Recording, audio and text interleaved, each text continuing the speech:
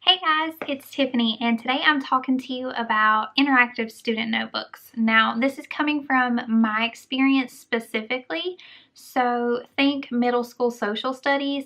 However, these tips that I'm going to give you could probably be taken down to the elementary level or even up to the high school level. So if you want to know some tips based on what worked for me and what didn't, then stick around.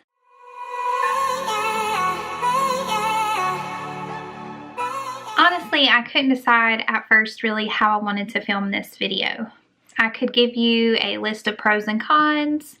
I could give you some tips. I couldn't really decide, but I decided to give you guys some tips based on what worked and what didn't work for me, and then share my teacher notebook and one of my student notebooks from this past year with you guys.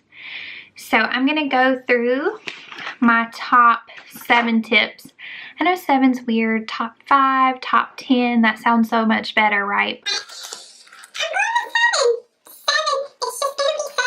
Because that's what my list came out to. Do you guys have, like, when is your think time? My think time is always in the shower, or so fortunately for me, when I'm trying to fall asleep at night. So I actually woke up, rolled over, grabbed my notebook and my pen that I keep by the desk, and I wrote these 7 tips down. So tip number 1, be specific with your students when you send home that requirements list. Ask for a 100-page minimum composition notebook. These don't have the spiral rings, which makes them so much better to store in your classroom. I don't always let my students take the notebooks home. We preserve the notebooks for a little bit longer so they're not falling apart in absolute disaster. I recommend this because if you are going to have them store them somewhere in your classroom, when they slide them past each other or stack them beside each other, the rings can get tangled and then you have a mess because you have to get those apart, and that usually destroys the spiral. All right, tip number 2. Keep the notebooks in your classroom 90% of the time. So my students only take their notebooks home on when they need to study for a test, obviously, and when they ask me for permission to take it home. So I design my lessons with my interactive student notebook in mind. By the way, this is my teacher notebook. When I create a lesson and the things that go with that lesson, I think, okay, now how can I take this assignment or these guided notes or this activity and make it so it goes into their notebook? And everything I create, or some things I purchase off Teachers Pay Teachers, it's for this notebook. And because of that, when I design these activities and I think of the time frame it's going to take to complete them, I make sure that it can be done in class. You always have a student who's a little bit more of a perfectionist, which is fine, or a student who works a little bit slower. That's okay too. And for those students, they have to ask me for permission to take their notebook home. Now, the reason I do it this way is, 1, when they come and ask you for permission, they know that you know that they're taking that notebook home, and that expectation is set for them to bring it back the next day and not lose it. I also require them to bring it into my classroom and put it back in the bin where it goes before the school day starts. Because of that, they know I'm expecting to see them first thing in the morning, put that notebook back in that bin, and then we'll get on with the day. Now, the reason letting them take it home before test days works is because I grade each unit on the day that we take the unit test. My unit tests always fall on a Friday unless it's like a weird time of the year, like a holiday, or, you know, when we had those days out because of the hurricane. When weird things like that happen, that's one thing. But I plan my whole year in the summer. I make a pacing guide. My tests fall on Fridays. Those notebooks stay with me on that Friday. They are graded that Friday, Saturday, Sunday, or maybe I get them all done on that Friday. It just depends on what I'm grading. Into the grade book they go. So when they take that notebook home to study, they have responsibility to bring it back because they know I'm going to be grading it. It's going into the grade book, and their parents will get a notification on their phone that their student has a 0 in the grade book if they don't bring it back. So that kind of works as an incentive. So for me, not letting them take the notebook home unless they are going to study for a test or they have my permission works. Tip number 3. Select a student to pass out and take up the notebooks.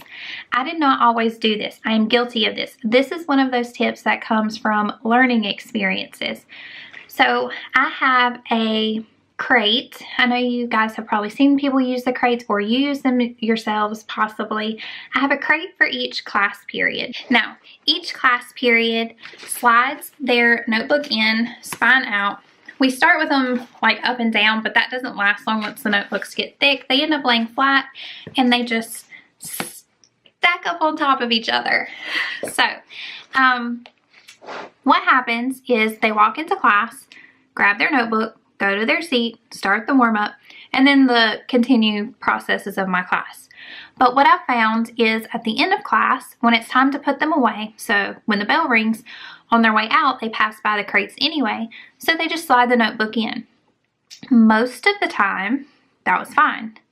Sometimes, like once they get really used to each other, because I taught 6th grade, so once they get used to middle school and changing classes and they have boyfriends and girlfriends, they start wanting to rush out of class so they have time to socialize.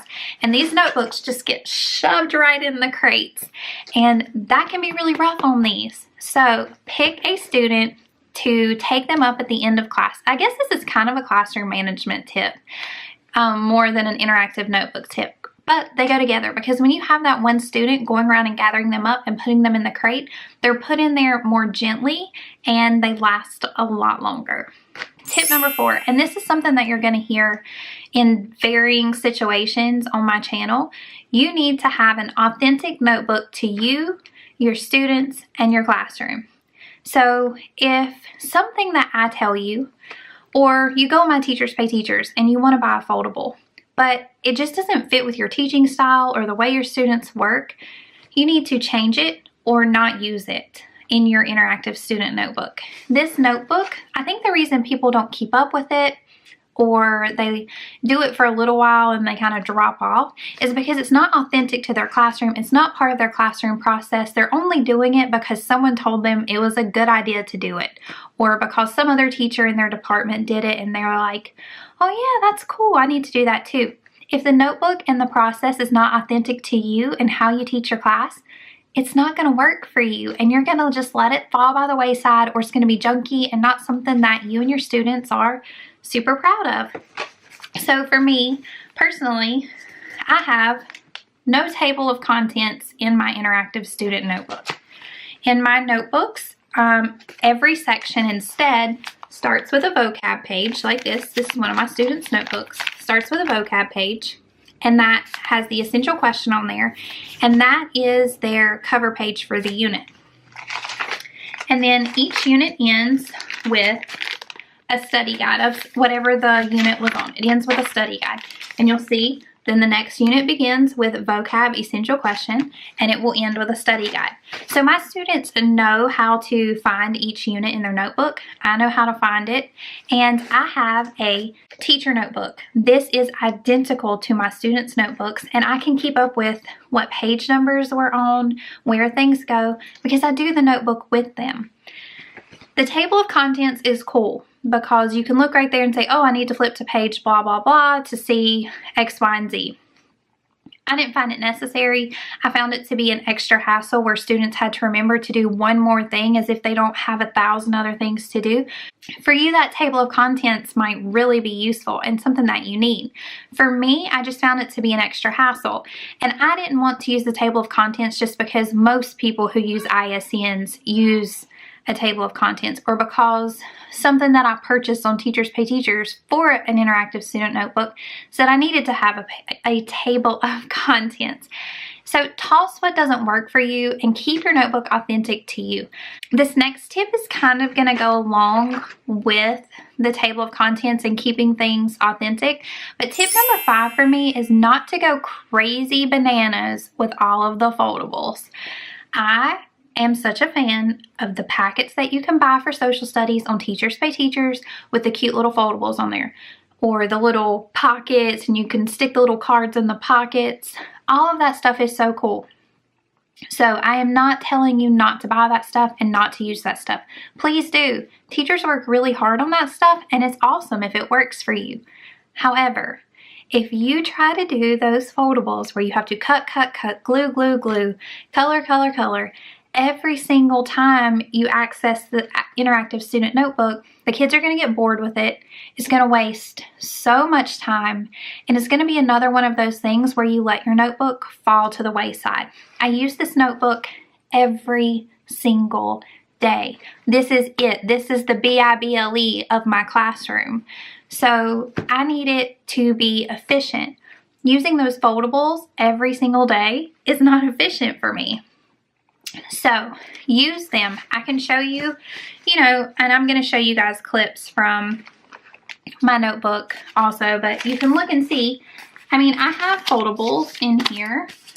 There are times when they're great to use and I really enjoy them, but if I use those every day, my students would be so frustrated with me. I would lose so much class time. So my recommendation to you is use them every other unit, or even limit it to once a week if you're really into them and your students really respond to them. Or maybe do it only in your big units when you have more time and more stuff to cover and it just fits better. Trying to fit all those foldables in a unit that lasts, 2 weeks like my Africa unit did on our curriculum map, it just doesn't make sense to do that. So, don't get crazy with it. Use it when it works, but if you just use a simple foldable that is a piece of paper that has a cover and it just simply folds in half like this, if that's the kind of foldable you use 80% of the time, that's okay too. Just do what works for you. And tip number 6 from me is let your students make their notebooks unique and fun for them. If your students want to use colorful pens, let them. If they want to decorate the cover or buy cool washi tape to put on the spine, that's great. The good thing about this tape on the spine is that if they do it soon enough in the year, it reinforces this spine and it really helps keep the notebook together once it gets really puffy, which my students love when their notebook is puffy. I don't know why. They like the sound. Can you hear that? They like the sound. They like the way it looks. They like the way it feels. All of this used paper, they love it. I like it too. So if you let them use this tape to decorate, it also reinforces the spine, which is a win-win. It looks cute, it stays together, they don't lose their stuff.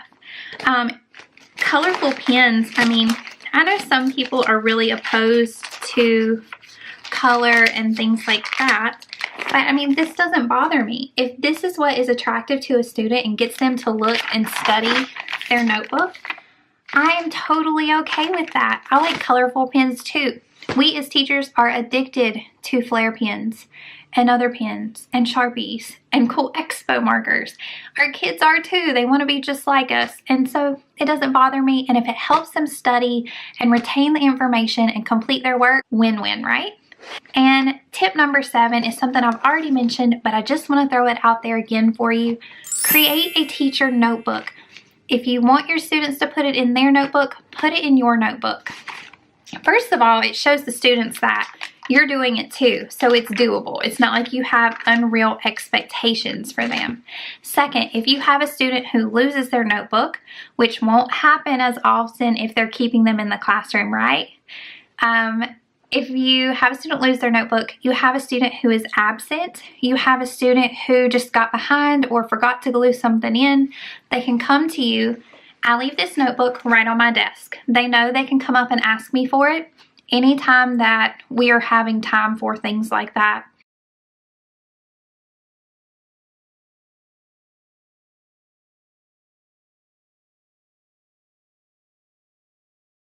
So I know there's a lot of negatives with interactive student notebooks. It's a lot to grade. It's a lot to keep up with.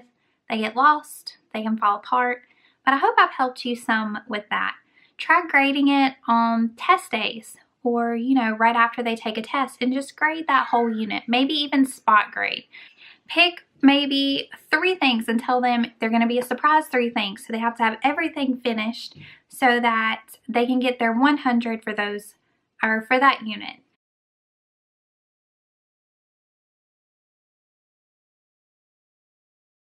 Try the whole leaving them in the classroom thing. See if that helps you out some. Have a system in place for your notebook. Like mine is things that I give them, the info from me, that's considered input. Those papers go on the right. Anything that they do when they internalize that knowledge and then put it back out to me in more thinking activities, that's called output, and those go on the left-hand side.